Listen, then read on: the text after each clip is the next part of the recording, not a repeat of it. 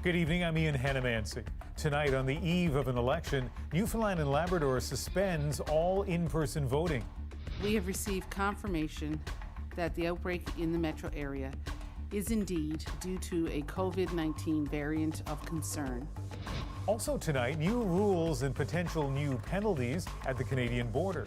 Substantial fines going up to as much as $3,000 or even a criminal prosecution. This case, unfortunately, is about political hatred. Donald Trump's impeachment defense, not incitement, just politics as usual. And losing your job during the pandemic. It's demoralizing for me right now because it's like, what am I going to do? We hear from people living through it. This is The National. And we begin with some breaking news tonight from Newfoundland and Labrador on two fronts, the virus and the election it has now thrown into chaos. Tonight, word that all in-person voting has been suspended after a growing COVID outbreak that was linked to the more contagious virus variant. Chris O'Neill-Yates is in St. John's. And Chris, 50 new cases added to the total earlier today, but that news eclipsed by just about everything that followed. Ian, this is all happening just hours before people were to go to the polls in this province.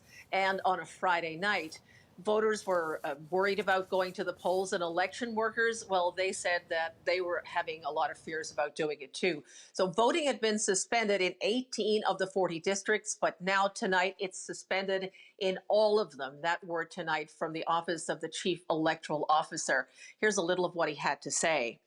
In-person voting will not be rescheduled. The election will now shift exclusively to voting by mail using special ballots. I urge anyone interested in voting in this election to apply for a special ballot to ensure your democratic participation. And that came after another dramatic announcement tonight that the virus variant that we're seeing in this province that's linked to a spreading outbreak. As your Premier, I can't stress to you enough the urgent nature of this situation. At a sudden late-night news conference, the second one today, Newfoundland and Labrador's Chief Medical Officer of Health broke the news. That we have received confirmation that the outbreak in the metro area is indeed due to a COVID-19 variant of concern. Specifically, the variant that raced across the UK is now on the loose in this province. Everywhere is now moving to alert level 5 for 2 weeks, limiting gatherings to 5 people, closing restaurants for in-person dining, shutting non-essential businesses. It's all increasing the fear that hit the province earlier this week. I can't help everybody, but if you can't get out or if you're afraid to go out. Donnie Earl has been running errands in his taxi for people who are afraid to go out. Anybody really who needs a prescription or needs something from our local hardware store or, a loaf of bread. This virus has torn through the youth population, starting with high school students in the Metro St. John's area. It's now moving into other parts of the province. As we expected, we are starting to find cases outside of the metro area, spreading through the Avalon and beyond into other regions of the province. So, Chris, a tumultuous week for people in Newfoundland and Labrador, and all of this is going to drag on for a bit longer. Well, Ian, yes, but the one thing tonight is at least now there's some clarity after all of that. People have until Monday to apply to get a special ballot, and those special ballot kits will have to be returned to the Chief Electoral Office on or before March 1st. All right. All unprecedented here. Chris, thank you very much. You're welcome. In British Columbia, officials are reporting that province's first case of a new variant, one first identified in Nigeria. We aren't entirely clear yet whether this variant also has increased transmissibility or causes more severe illness, but our lab team is working with their counterparts across the country and internationally to get a better understanding. Dr. Henry says the variant was found in a young person who had traveled to Nigeria. The good news is that person is isolated. There was no known transmission. This adds to the 46 other variant cases detected so far in British Columbia. Across most of Canada, concern about variants is rising, just as total case numbers have been going down. We need to be extra vigilant as we enter this phase of potential spread of these new variants. The resurgence will happen really fast. So this is the time to be vigilant. Canada's longer and deadlier second wave appears to have peaked a month ago, and not just in terms of daily new cases. Hospitalizations over a similar period have also declined sharply. And now daily COVID deaths are down about 50% from their peak. But before the second wave is even over, today some action aimed at reducing the possibility of a third. As new, more contagious virus variants spread in some provinces, people coming into Canada are being hit with tough new rules, including at land borders. David Cochrane takes us through that and the more hopeful news that was delivered alongside it. After weeks of bad news on vaccines, a dose of good news. From Pfizer, we'll be getting the next doses sooner. Fresh reassurance Pfizer will meet its end of March targets, plus a new agreement to accelerate spring deliveries by 3 million doses. So that we will receive 10.8 million doses of Pfizer between April and June, and all of our remaining doses of Pfizer in Q3 before the end of September. But it's only February, and right now vaccines are being rationed while COVID variants spread. But Canada is still in a delicate stage of our fight with COVID-19. And so the border will get thicker for non-essential travel. Starting February 15th, anyone entering Canada by land will need proof of a negative test or risk consequences. There may be substantial fines going up to as much as $3,000 or even a criminal prosecution for those who fail to produce proof of a valid COVID-19 molecular test.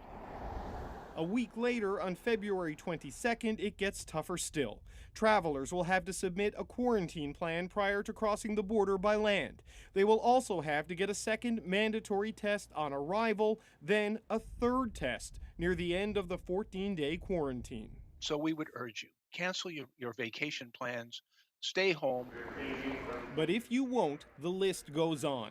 International air travelers will also face new rules on the 22nd. There's the additional mandatory testing measures like at land crossings and an expensive quarantine in a hotel. Travelers will be required to stay at their reserved hotel for up to 3 nights at their own cost while they await the results of their arrival tests. There is no mandatory hotel quarantine at land borders because it would be impossible to enforce. All international flights are being funneled to just 4 airports with hotels nearby. But the Canada-U.S. border has 117 points of entry, some of them hundreds of kilometers away from a hotel. David Cochrane, CBC News, Ottawa. Even with variant cases predicted to rise, Ontario announced that it's relaxing restrictions across much of the province starting next week. Thomas Dagla has the reaction from experts and from people dealing directly with the consequences. Whitby, Ontario. From Toronto, it's just a short drive. But in terms of restrictions, soon it will feel a world away. Take John Allen's 2 restaurants. Off limits to guests for weeks. By next Tuesday, they'll welcome 10 diners upstairs and another 10 downstairs. Honestly, if we didn't see what we just heard today about being able to open up at Red, although small, I think the picture looks a lot more bleak moving into the next month. Ontario is reintroducing color-coded zones, keeping the hardest-hit regions, including Toronto and Peel, shut down, while loosening restrictions to varying degrees across most of the province. There's never going to be zero risk. And that's why I think that now's as good a time as any to start to slowly open things up, keep a very good monitor on what's happening. Ontario's own modeling, though, projects a rise in cases later this month, then an increase in intensive care admissions from the contagious virus variant first found in England. The Premier, I don't know if he grasps what's going on with health professionals, that they cannot handle it anymore. Ontario based its modeling on what happened in Britain. When that B117 variant spread, transmission tripled, pushing hospitals to the brink. Any place that is relaxing restrictions as these variants are becoming more prevalent is at risk of having that exact same scenario play out. The Premier highlighted Ontario's testing while forging ahead with reopening. We're opening up cautiously. It's not a wide open, rah, rah, rah, let's go party. Back in Whitby, staff's been rehired and the grills fired up, hoping a third wave of infections doesn't lead to yet another lockdown. There's still an impetus to at least try and see how we can do this. The variant is going to take over the dominant strain one way or another. Thomas, as you mentioned, Ontario's own modeling predicts cases will rise later this month. So what is the province basing this reopening plan on? The province says it's been looking at 3 indicators: a slower transmission of the virus, improved hospital capacity, and a better ability to stop those outbreaks. Now, keep in mind, the case counts in this province have been steadily decreasing. That's not the concern here. It is the fact that that B117 variant, first found in the UK, highly transmissible, is expected to become the dominant strain here soon. The question is, will the third wave from that variant be worse than the first one? There is some hope, Ian, that the vaccinations, very targeted, that have already been carried out, could make a difference. All right, Thomas, thank you. You're welcome. Manitobans have also kicked off their long weekend with relaxed restrictions, but officials are warning that if the rules aren't followed, things could quickly change. If we go back to the way we were interacting in October, there's no reason to believe we won't be back in November and December numbers. Today, restaurants welcomed customers inside for the first time in months, but can't go over 25% capacity and can only serve people in household groups. Gyms, museums, and places of worship can also reopen with limited capacity. In Saskatchewan today, the COVID-19 death toll reached 350, most of those people dying in just the past 6 weeks. Tonight, a woman tells Bonnie Allen about her mother's death from COVID-19 and blames it on a system pushed too far, even as healthcare workers demand priority access to vaccines. Carla Boisvert had just begun to grieve her mother's death when she saw it added to the province's death toll. That's really what hit me when I read that a person in their 60s died in the Saskatoon zone.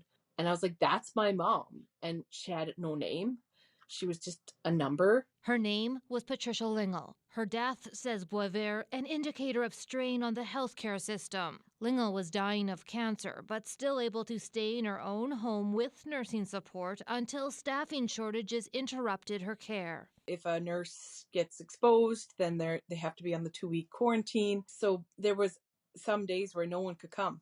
And that, in my mom's case, literally meant she was sitting in her own filth. So Lingle had to go to a Saskatoon hospital, and that's where she was exposed to the virus. The grandmother died from COVID-19 within days. This is the ripple effect. Now the province's medical association and nurses union are crying foul at Saskatchewan's vaccination rollout plan.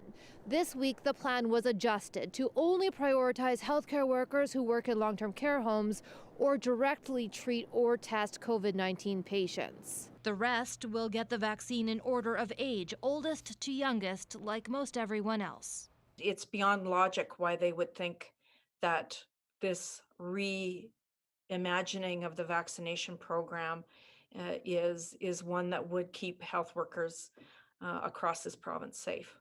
Premier Scott Moe blames a short supply of vaccine. He says health officials will re-examine the decision, but the stark reality of the situation is that elderly people tend to have more serious outcomes from COVID-19. She was always someone who wanted to help other people. Boisvert wants to honor her mother, a retired nurse, by reminding people that we can all do our part to relieve pressure on the system. Bonnie Allen, CBC News, Regina.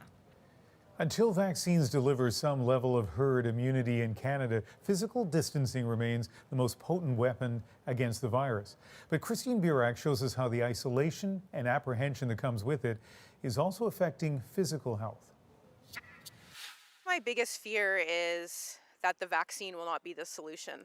Most of us are feeling it. After nearly a year of social distancing, Natasha Vasilevich just feels stressed.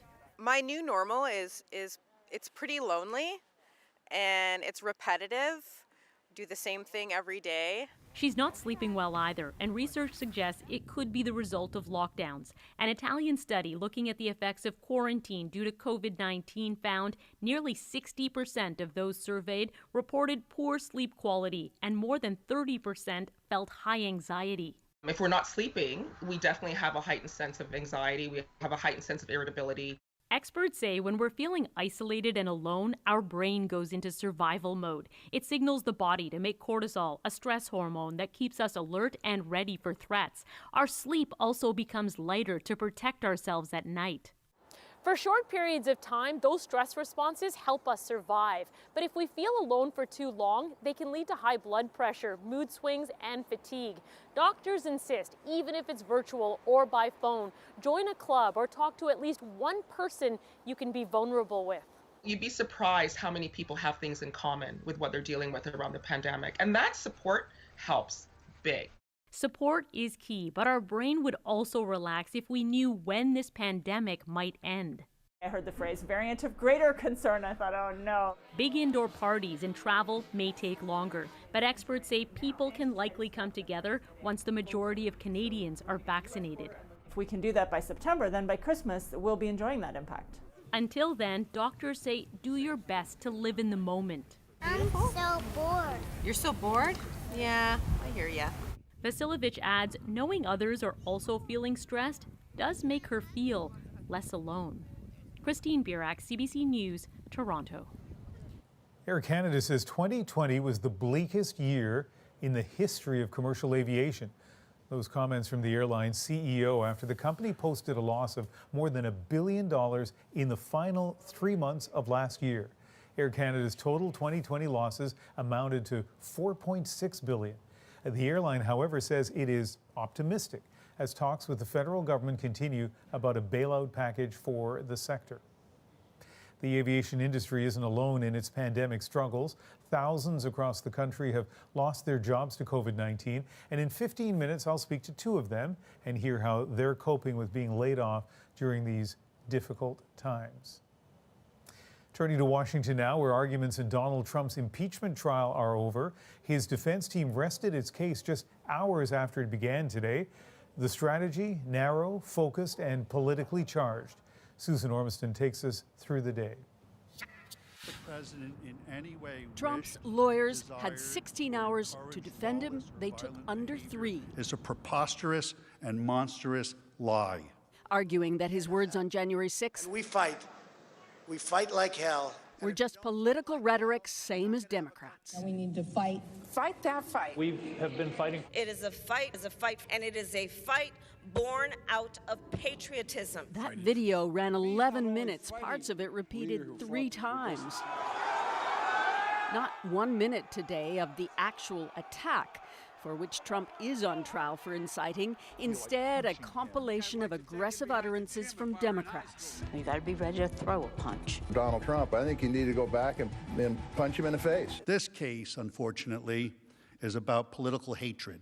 Trump has stayed out of sight this week in Florida, but his influence keenly felt today as lawyers reintroduce campaign themes like Trump's law and order response to last summer's protests. The president clearly deplores rioters and political violence. That touched off a personal rebuke from a prosecution lawyer. Playing clip after clip of black women talking about fighting for a cause or an issue or a policy. It was not lost on me as so many of them were people of color.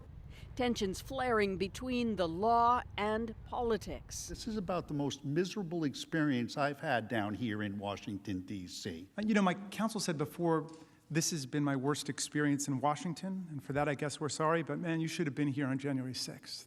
But what Republican senators needed today, they got. You need to keep focused on what is the law and how do we apply it to this set of facts. A cover to acquit Donald Trump, which they likely will. And there were no words of incitement of any kind. Counsel's time is expired. With this rapid trial, there could be a vote tomorrow.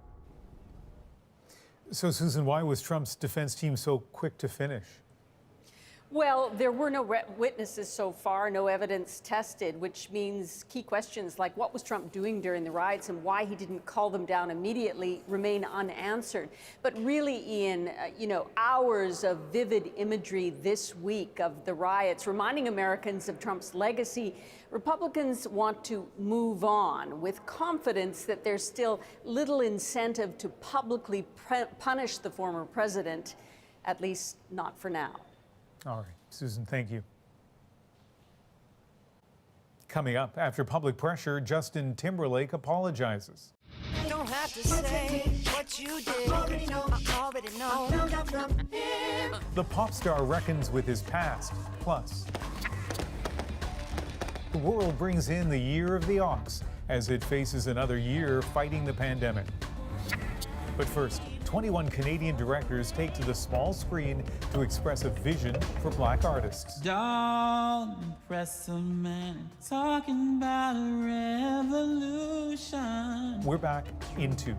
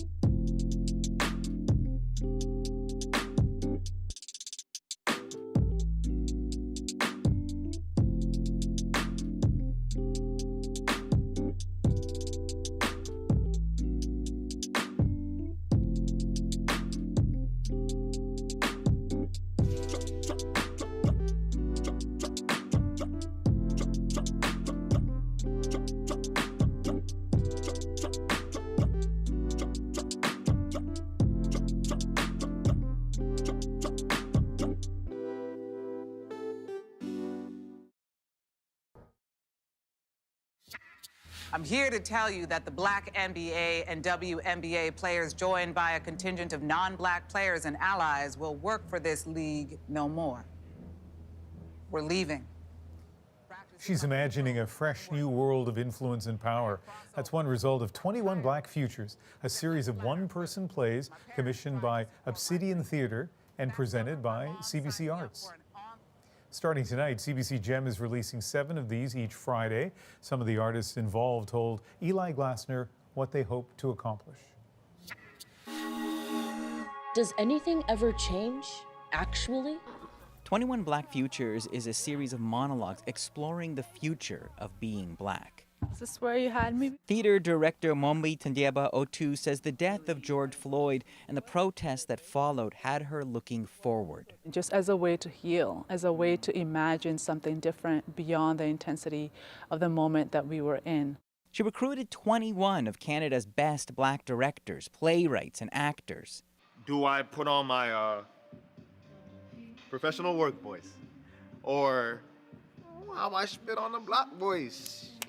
Actor Lovell Adams Gray stars in the piece The Death News, a near-future scenario where a young man eulogizes himself. It left him thinking of who tells Black stories. And how important it is to, bring in the broader scope of the full picture. As a Black actor, he says the industry is improving. Honestly, the frustration now that comes is like, damn, that happened already. But in some parts of Canada, opportunity lags behind, such as in Calgary, where Black, Indigenous, and actors of color are at a disadvantage. white artists are overrepresented in the industry. And there's even an income disparity between those artists because BIPOC artists are not getting leading roles. While many arts organizations are now taking a more inclusive approach, there are fears it's a fad. That once we get back to needing to fill those houses and wanting to check, hit those box office records, we may return to old patterns. This is great, though. But Lovell says there's no going back. He points to the acclaim around the new film Judas and the Black Messiah and BBC's Small Axe series. It's a testament to what we're craving for. We're craving for truthful, passionate, deep art. A vision of a future worth waiting for. Eli Glasner, CBC News, Toronto. Amid growing backlash on social media, Justin Timberlake issued an apology to Britney Spears today after a new documentary led to criticism of how he treated her during and after their relationship.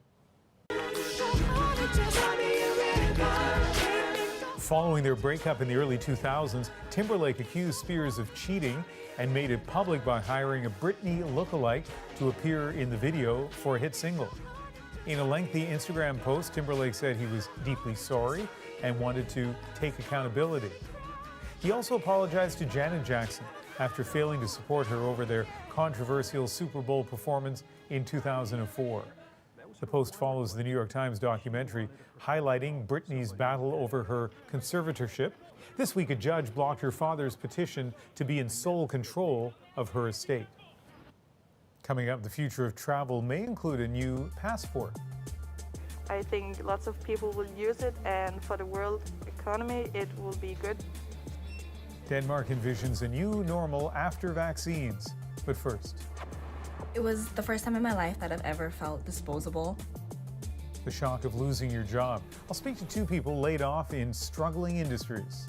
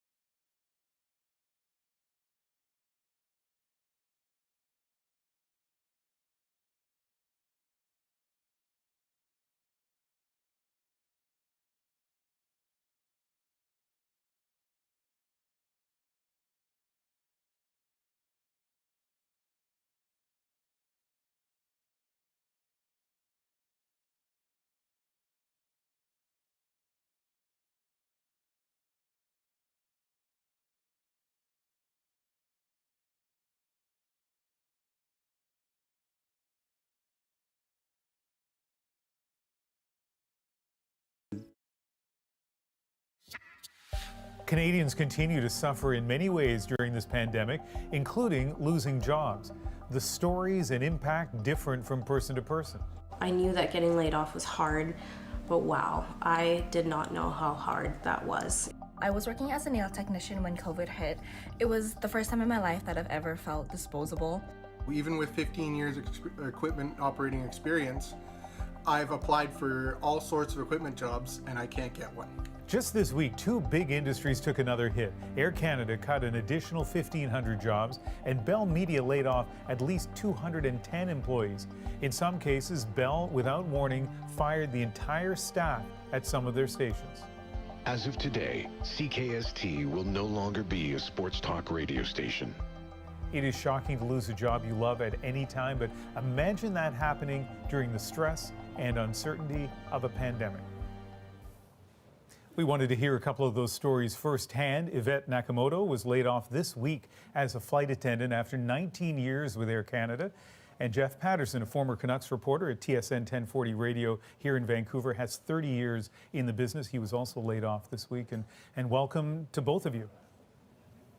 Thanks, Thank you for having me. Yvette, let me start with you. What was it like as a flight attendant to lose your job? Here we are 11 months into this pandemic. I think this is my second time. So I was laid off in June and then I went back in October. And then I just found out again that I was going to be laid off. So it's demoralizing for me right now because it's like, what am I going to do, right? Like, you're thinking you're going back to work, but then you're crushed again. So for me, it's been really, really hard. And you had, as you say, continued to work during the pandemic. And at what point did you start to think, you know what, I may be losing my job for a second time? I started realizing it just after January. So right after all of the travel for Christmas break, when that was all coming out, I kind of felt like something was up because you could hear the stories of the travel industry putting more restrictions on people traveling. And so that's when I kind of felt that it was coming again. And, you always pray, you always have hope. And then it was, when the news came out, it was kind of like, yeah, here we go. So Jeff, Yvette could sort of see something was likely coming. They knew in the travel industry there were problems. But I know a lot of your colleagues in sports radio were blindsided. Take us back to the moment when you found out you were losing your job. Yeah, it's been a difficult week. I'm not going to lie to you. And I think part of the difficulty is it hurts personally to lose a job that I'd worked hard to get and absolutely loved. I mean, this truly was a dream job. I was covering hockey. In the last 3 years, I'd been traveling around the National Hockey League and going from city to city to cover the Vancouver Canucks. It really doesn't get a whole lot better than that. I think the sadness, though, is that the act was so swift and so sudden. And we've come this far through the pandemic, months and months without sports, and so many talented pros and veterans of the industry had just grinded through without sports content. Well, we had hockey back finally, and that seemed like, all right, we're on the right track. And the Super Bowl recently, and all these things to finally talk about. And it just 15 minutes notice, and they took the legs out from under us, and nobody saw it coming. 15 minutes notice for people who haven't been following this story across the country, and that happened at a bunch of other radio stations as well. Did you have a chance to, Jeff, to talk to other people or on the phone, text, or in person, other fellow employees? Oh, I certainly have talked to all of them now, and I think we all share the same sentiment that the station maybe had never sounded better. These are quality humans and really good people at what they do, and they had left their mark in this market, and we had ratings and we had loyal clients, and as I said, hockey was back, and so there was some real interest in the product. Yeah, and to your point, Jeff, I mean, radio creates a community. Doesn't matter what the station is or where it is, and so we saw so many listeners across the country posting how they felt about their station shutting down, and want to play a couple of clips right now from that. I'm not gonna lie, today sucked.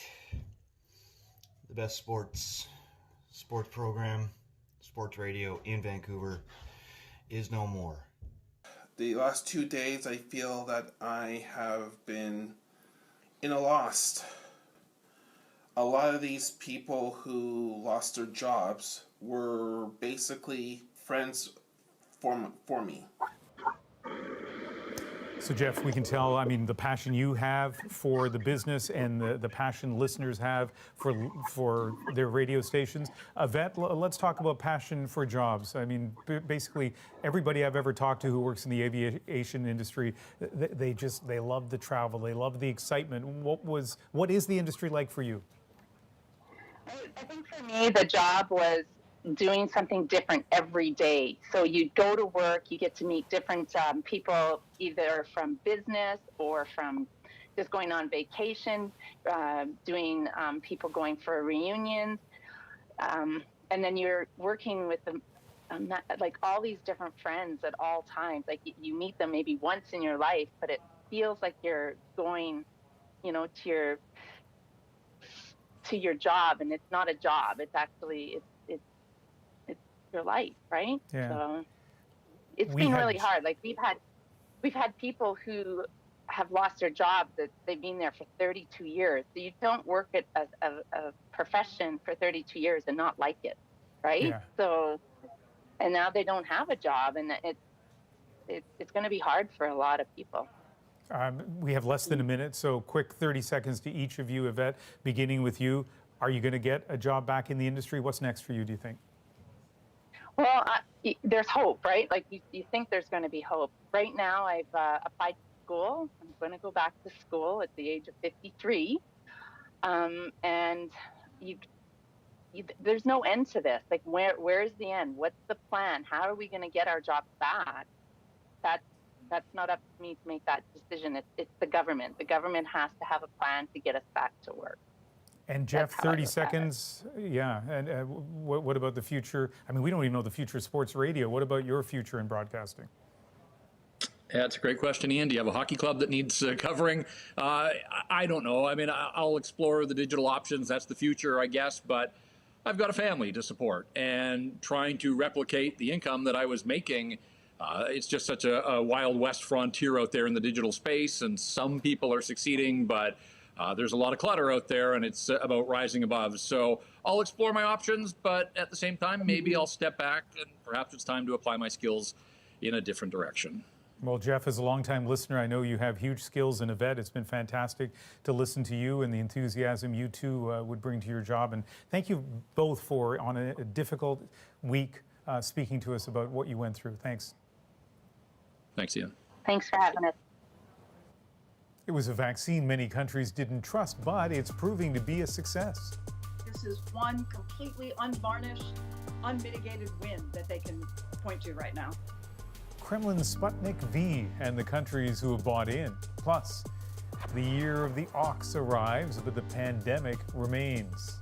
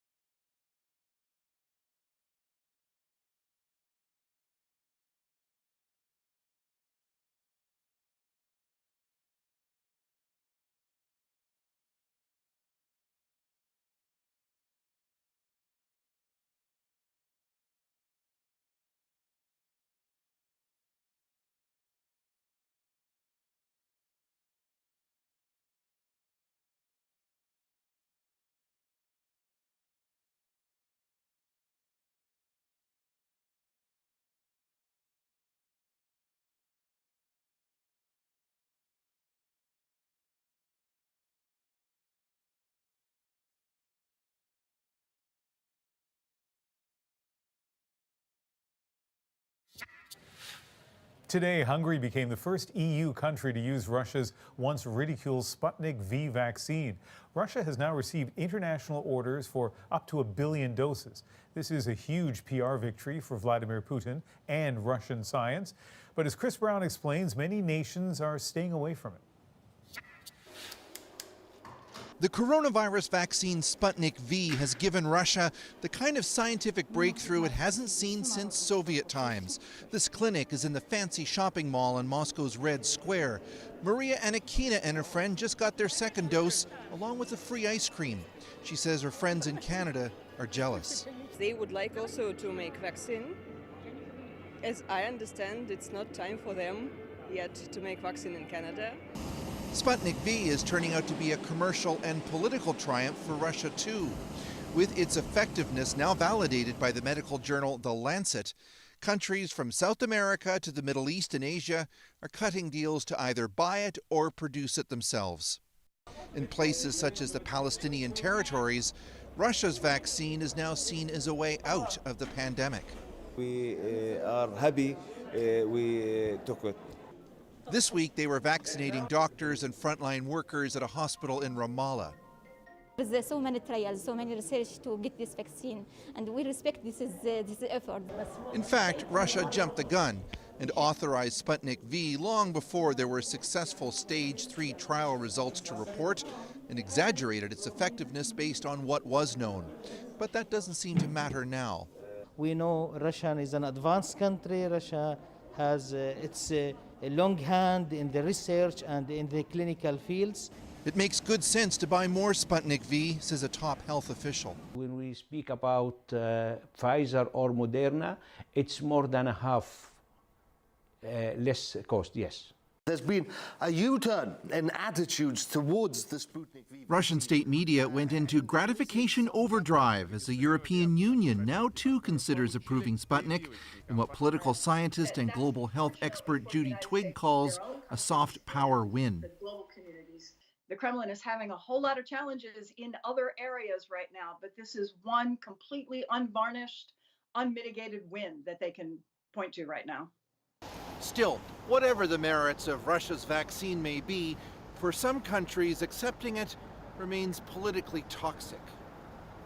The Prime Minister of Lithuania, Russia's tiny neighbor, tweeted that President Vladimir Putin is using Russia's vaccine as a hybrid weapon to divide and rule. And Ukraine, one of Europe's poorest countries with few vaccine options, has nonetheless banned Sputnik V outright. Ukraine's health minister told us those countries talking about using Sputnik V did not have territory taken from them by Russia, nor have thousands killed by Russia, referring to the 7-year-long Russian-fueled war in the country's east. Ukraine continues to be overwhelmed by COVID, but IT worker Leonid Kolota says nothing is worth using a Russian vaccine. If it, in the end, only one Sputnik V, it's one of the world vaccine, I don't bother. Judith Twigg argues Western nations can't afford to let Russia fill a vaccine vacuum with Sputnik. Is the United States and the Western world have to get much better very quickly at presenting an alternative. One of the ironies of Sputnik V is that it may, in fact, be more popular outside of Russia than at home. There's still a huge amount of vaccine hesitancy here, even with the promise of a free ice cream. Chris Brown, CBC News, Moscow. Some European countries are now talking about a vaccine passport, digital documentation showing that you've had the shot. Renee Filipponi tells us about Denmark's plan to try and get life back to normal for people faster. It's already a vaccination leader in Europe, and now Denmark is one of the first to promise a digital vaccine passport. For these frontline workers, that could mean more freedom. I think lots of people will use it, and for the world economy, it will be good, so we can move on. It's a push to get life back to normal, the potential to open up travel, restaurants, even concerts for those who have been vaccinated. It's an app that you can download. IBM is pitching its technology, an app using a QR code that, when scanned, gives COVID information, including test results and vaccine status. The more countries that will connect to a platform where this information can be shared, the more valuable the platform gets. But we need to start somewhere. Concerns have been raised about privacy and that people who can't get a vaccine would be unable to return to normal life. The drive here in Denmark mostly comes from business life and politicians. This virologist also has public health concerns, not only because the vaccine doesn't give 100% immunity, but because of mutations. There are these variants, and you know, just a single introduction could be sufficient to cause serious harm to the Danish society. So I don't see that the passport can work on its own. But for businesses, it can't come soon enough. The owner of this hot dog shop says he would happily check customers' passports if there were no restrictions at all. Corona pandemic is very bad for business, for my business and for Denmark. We bleeding every day. But for now, it's just a promise, then on detail, that the Danish government says should be up and running by the summer. Renee Filipponi, CBC News, London. Coming up, the world marks the year of the ox. But the Lunar New Year comes with little fanfare this time around. How Canadians are celebrating. Plus, I am tired that every Black History Month, when I go to write a poem, I have new material to talk about. a spoken word artist reflects on Black History Month in 2021. Stay with us.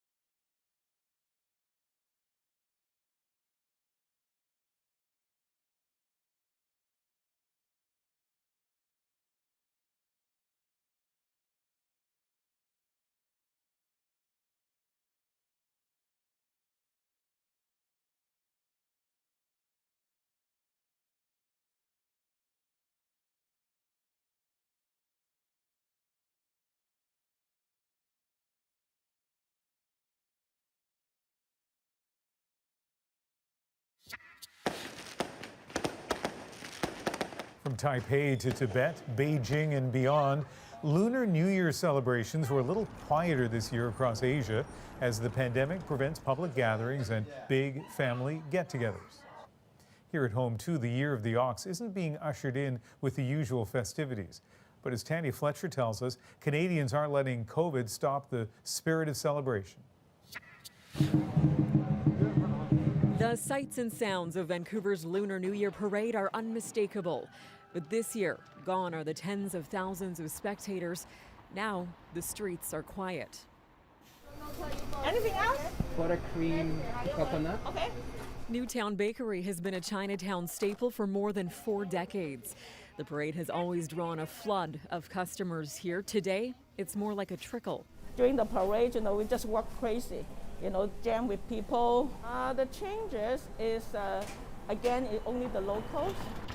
A few blocks away, this should be the busiest day of the year at Vancouver's famed Chinese Gardens. Normally, we have about 400 to 500 people coming through here. This year, though, they're closed to the public.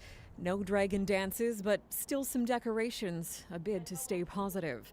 It is the Year of the Ox, symbolizing resilience and strength, fitting in the times of COVID.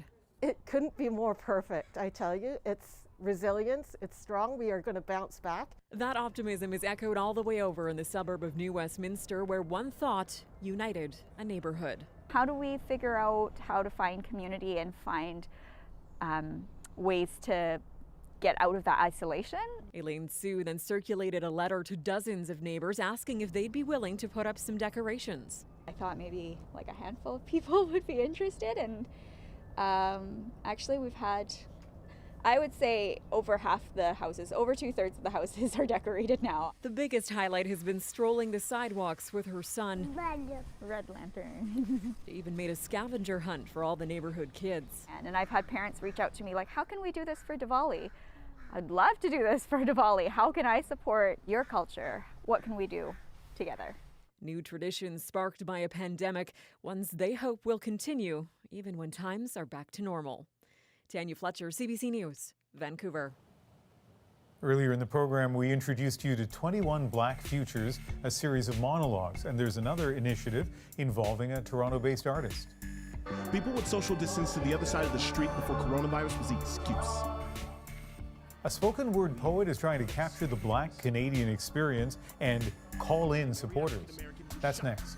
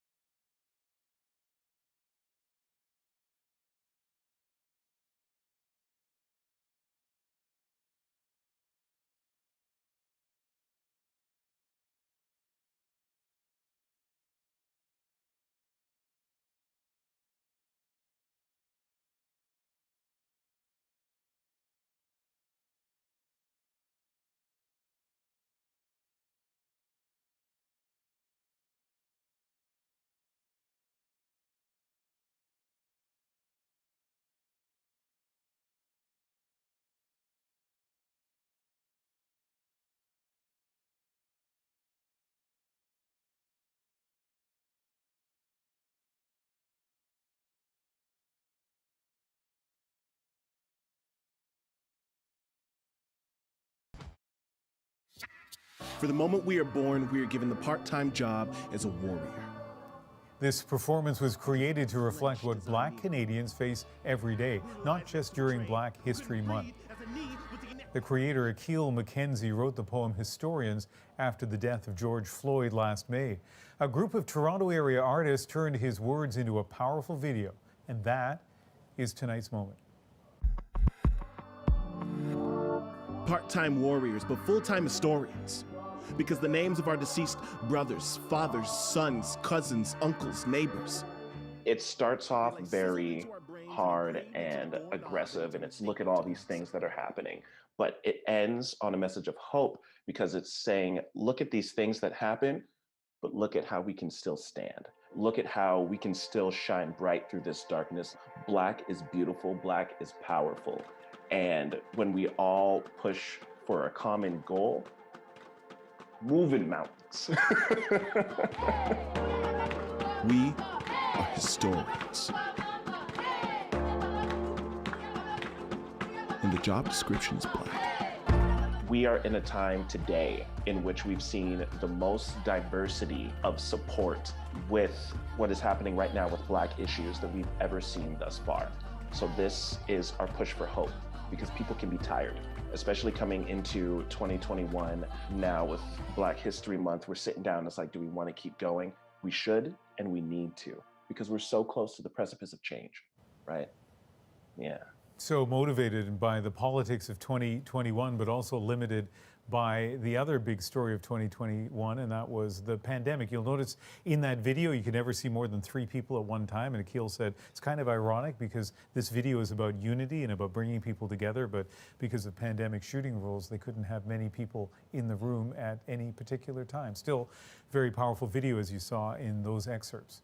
That is the National for February the 12th. I hope you can join me on Sunday for Cross Country Checkup on CBC Radio 1. It's live starting at 4 Eastern Time, 1 Pacific, and then later on Sunday evening back here on the National. Good night.